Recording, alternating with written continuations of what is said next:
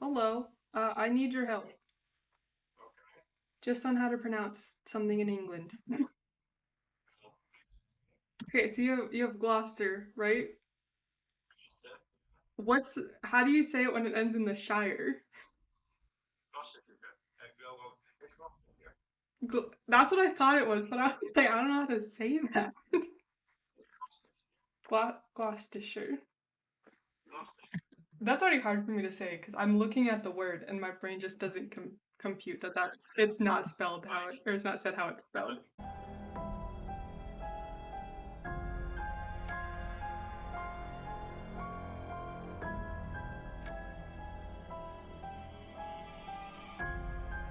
Well, hey, howdy, hi. Welcome back to my channel. Thank you so much for stopping by to join me today. I really do appreciate it. My name is Ellie, and I'm a witch.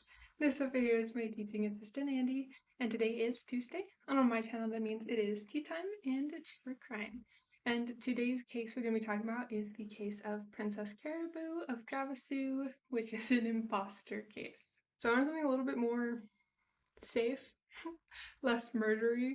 For my first video back, I will get back into the murder and the dark stuff next week, but I'm very desensitized to the violence, and I did not enjoy learning that about myself because I was looking up true crime cases which involve a lot of other things other than child abuse, violence against women, murder of whatever kind. But I was looking at these cases and I literally put in the search topic true crime cases that don't involve murder. And I was reading them knowing full well that I searched for things without murder, and I just was like, so when are they going to kill somebody? That was just mildly alarming that my brain could not process that something could be crime without murder. So I took a break and I needed this break. So here we are with an imposter case about a princess. So yeah, if you do not enjoy true crime, which I hope you would enjoy this one even if you don't normally enjoy true crime, but I do have two other series on my channel. On Sundays I talk about cryptids, and this Sunday I actually just talked about Wyoming, and next Sunday I'll be talking about South Dakota. On Mondays I do Misheard History, where I just take a history topic you may or may not have learned about in school, and I tell you the truth behind it. Yesterday I talked about the history of gambling, and next week I'll be talking about the history of corsets. So yeah, without further ado, let's go ahead and talk about this topic. So our story starts on April 3rd of 1817 when a cobbler in Gloucestershire, England, met a very disoriented young woman. Now she was speaking a language that he was not familiar with, but the cobbler's wife took the young woman to the overseer of the poor. Now this is a person who helps the poor by distributing money, food, clothing, and the overseer took her to the county magistrate, who was Samuel Worrell at the time. Now, Worrell and his wife Elizabeth were also unable to understand the woman, but they did figure out that this woman was referring to herself as Caraboo and seemed interested in Chinese imagery based on her interest in furniture with Chinese figures. Worrell sent her to a local inn where she was able to identify a pineapple using the word nanas. This actually does mean pineapple in Indonesian languages, so there was some clue as to who she was or where she was from.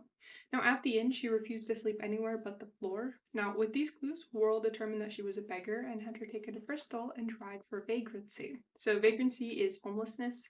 Vagrants are known by many names: drifters, vagrants. Specifically, these are people who do not have jobs and instead participate in begging for money, food, etc.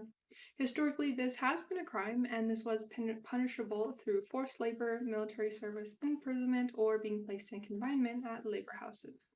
Caraboo's punishment was imprisonment, during which time she met a man named Manuel Inesso, aka Ines. He was a Portuguese sailor who claimed to have understood her language and translated her story. So, according to this translation, the young lady was Princess Caraboo of a small island in the Indian Ocean called Javasu. She had been kidnapped by pirates but was able to escape, jump overboard into the Bristol Channel, and swim ashore from there.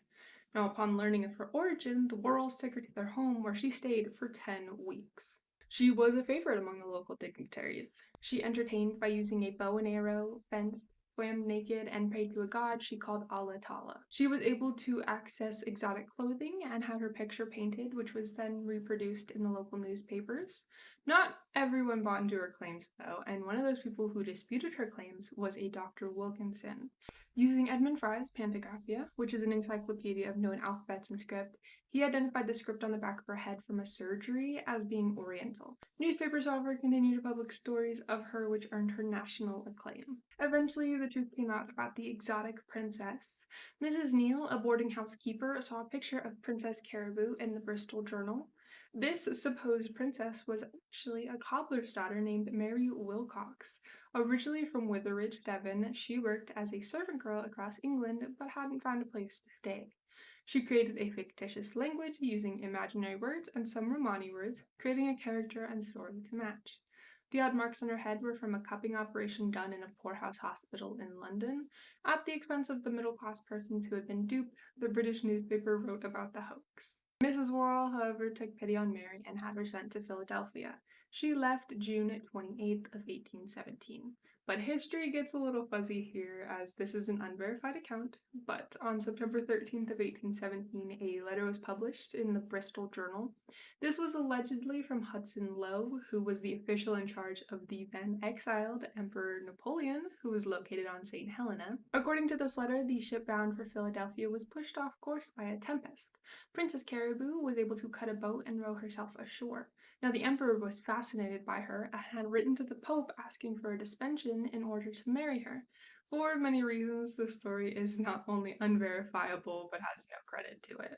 The verifiable accounts of history place her in Philadelphia, where she was performing as Princess Caraboo, though she did have little success.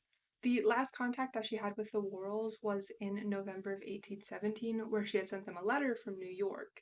In the letter, she merely complained of her notoriety.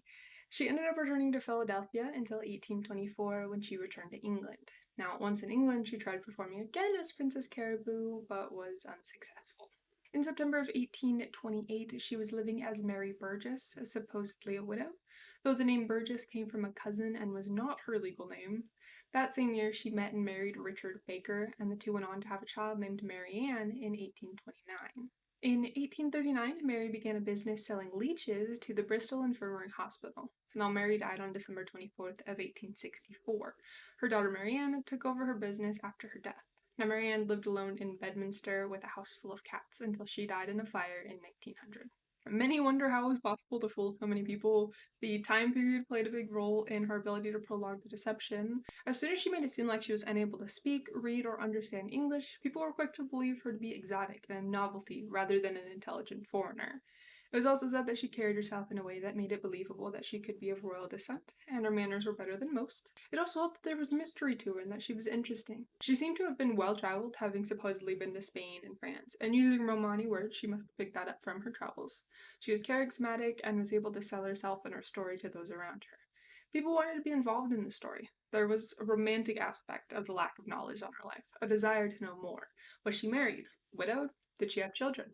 What of her parents? People desperately wanted to know all of these things, but they couldn't understand her, and so would instead allow themselves to be swindled. So that's all I have for you today. This was an interesting one. I talked about a lot of murder and child abuse and sexual crimes, and so this was really refreshing. It was interesting.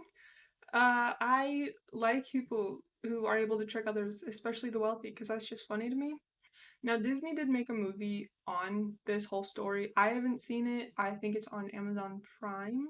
If you have seen it, let me know what you think. I think I need to watch it. I'm just not a huge movie person. But yeah, I was excited to take a break from true crime because even in my absence, I haven't just been sat on my butt doing nothing. I have been trying to find research topics for cryptids, true crime, and history, and so I've read a lot of crime cases and listened to a lot of crime cases, and the disgusting ones are hard to get through at times. So this was a nice little break, and I hope that you guys enjoyed this video. If you did, if you want to hit that thumbs up button, I would really appreciate it. Then if you want to see more of us, you hit that subscribe button and follow us on Instagram. He has his own Instagram. But yeah, like I said, next week I will be talking about South Dakota for cryptids, corsets for history, and then I'll be talking about the Turpin family, which is a difficult one and does involve child abuse. So maybe steer clear of that one and give this one a rewatch. Maybe, perhaps. But I hope that you guys have a great rest of your day, and I will see you next week. Bye.